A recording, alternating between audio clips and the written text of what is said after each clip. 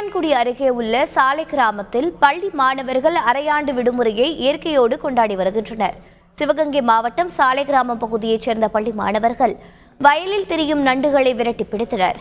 பின்னர் அவற்றை சமைத்து ஒன்றாக அமர்ந்து கூட்டாஞ்சோறு சாப்பிட்டனர்.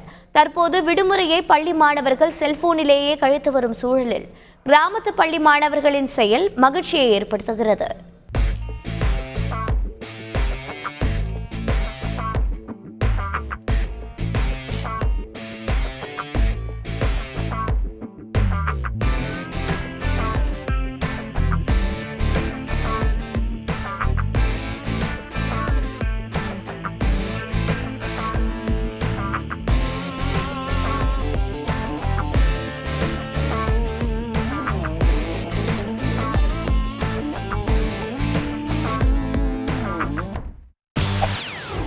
செய்திகளை உடனுக்குடன் தெரிந்து கொள்ள உடனே சப்ஸ்கிரைப் பண்ணுங்க.